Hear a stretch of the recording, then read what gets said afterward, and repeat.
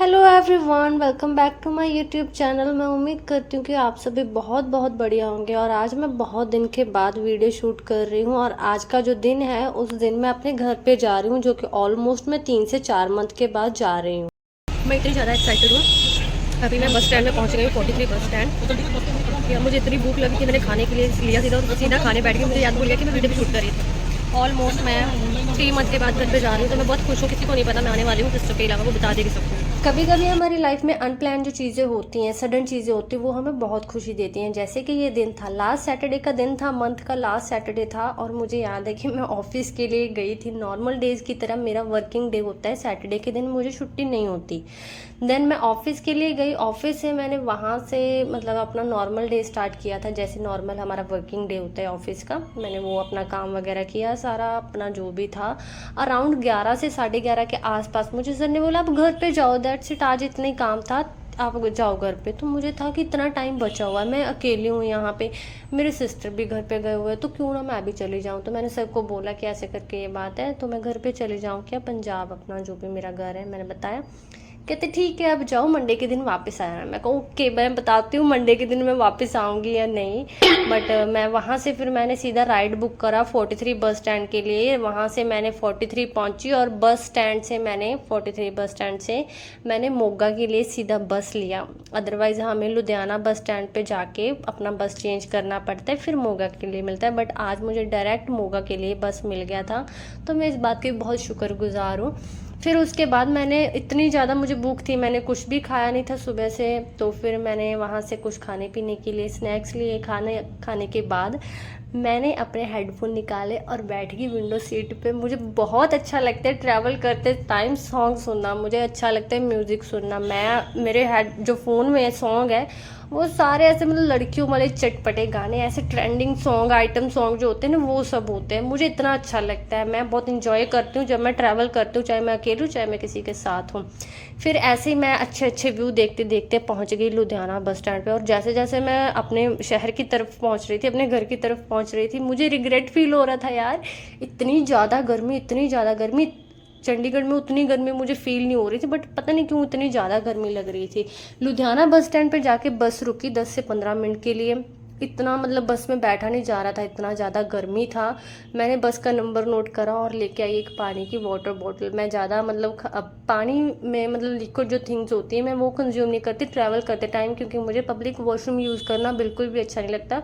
Infection बहुत ज़्यादा जल्दी होता है, इसी वजह से मैं नहीं करती यूज़।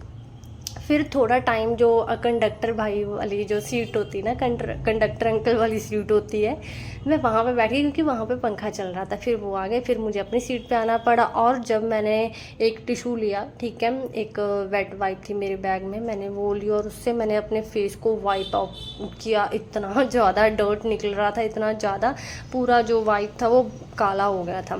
फिर से मैं लुधियाना से जब बस बाहर निकली, अच्छे अच्छे भी। और इस दिन मैं कुछ भी मांगती ना, मुझे लगता है वो मेरी विश पूरी हो जाती। मैं बोल रही थी थोड़ा वेदर अच्छा हो जाए, ठंडा हो जाए ना, क्योंकि गर्मी बहुत ज़्यादा थी। इधर से इतना ज़्यादा मतलब वेदर का फ़र्क था ना, डिफरेंस था दोनों वेदर्स में, चंडीगढ़ और मोगा के वेदर में।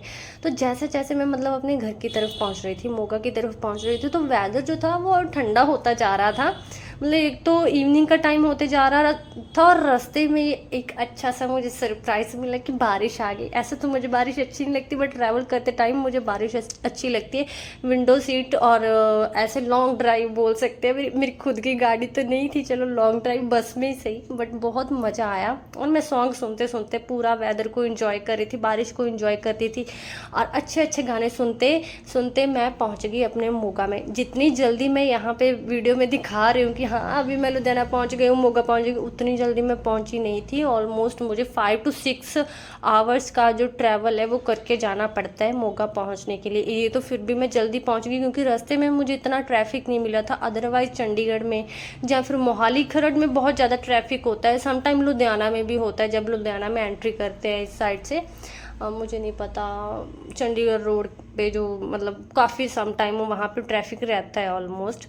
तो फिर उसके बाद मैंने जब मैं अपने शहर पहुँची तो मतलब मेरी हार्ट बीट पता नहीं क्यों इतनी बढ़ रही थी, मेरे गालों से, मेरे कानों से ऐसे ना धुआं धुआं सा फील हो रहा था, गर्म गर्म हो रहा था। मैं मन ही मन मुस्कुरा भी रही थी, बहुत खुशी हो रही थी भी इतने टाइम बाद जा रही हूँ, और मैं इतनी एक्साइटेड भी थी।